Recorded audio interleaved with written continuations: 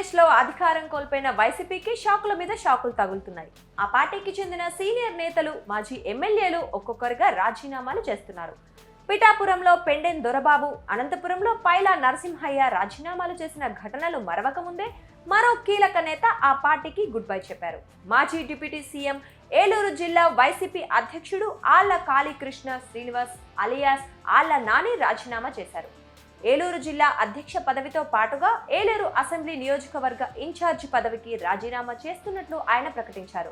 వ్యక్తిగత కారణాలతో ప్రత్యక్ష రాజకీయాలకు ఇకపై దూరంగా ఉండాలని నిర్ణయించుకున్నట్లు వైసీపీ అధినేత వైఎస్ జగన్ కు లేఖ రాశారు. కాంగ్రెస్ పార్టీ నుంచి రాజకీయ ప్రస్థానం ప్రారంభించిన ఆళ్ల నాని 1999లో ఏలూరు అసెంబ్లీ స్థానం నుంచి తొలిసారిగా పోటీ చేశారు. అయితే ఆ ఎన్నికల్లో టీడీపీ అభ్యర్థి అంబికా కృష్ణ చేతిలో ఓటమి పాలయ్యారు. 2004, 2009లో ఏలూరు నుంచే కాంగ్రెస్ అభ్యర్థిగా పోటీ చేసి వరుసగా విజయాలు సాధించారు. 2014లో వైసీపీ తరపున ఏలూరు నుంచి పోటీ చేసిన ఆయన టీడీపీ అభ్యర్థి బడేటి కోట రామారావు చేతిలో ఓటమి పాలయ్యారు. ఆ తర్వాత 2019 ఎన్నికల్లో వైసీపీ నుంచి పోటీ చేసి విజయం సాధించిన ఆళ్ల నాని వైఎస్ జగన్ మంత్రివర్గంలో డిప్యూటీ సీఎంగా వైద్యారోగ్య శాఖ మంత్రిగా పనిచేశారు.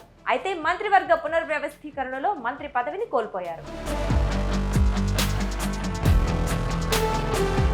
2024 ఎన్నికల్లో మరోసారి ఏలూరు అసెంబ్లీ నియోజకవర్గం నుంచి పోటీ చేసిన ఆళ్ల నాని బడేటి రాధాకృష్ణయ్య చేతిలో ఓటమి పాలయ్యారు. ఎన్నికల ఫలితాల తర్వాత మౌనంగా ఉన్న ఆయన తాజాగా ప్రత్యక్ష రాజకీయాల నుంచి తప్పుకోవాలని నిర్ణయించుకున్నారు. ఈ క్రమంలోనే వైసీపీ సభ్యత్వానికి, ఏలూరు జిల్లా వైసీపీ అధ్యక్ష పదవికి రాజీనామా చేస్తున్నట్లు ప్రకటించారు. మరోవైపు ఇటీవలే అనంతపురం జిల్లా వైసీపీ అధ్యక్ష పదవికి పైలా నరసింహయ్య రాజీనామా చేశారు. బీజేపీలో చేరుతున్నట్లు ప్రకటించారు. అలాగే పిఠాపురం నియోజకవర్గంలో మాజీ ఎమ్మెల్యే పెండెం దొరబాబు కూడా వైసీపీ ఇన్ఛార్జ్ పదవికి రాజీనామా చేశారు. ఇలా వరుసపెట్టి నాయకులు పార్టీని వీడుతుండడం వైసీపీ అధిష్టానానికి తలనొప్పిగా మారింది.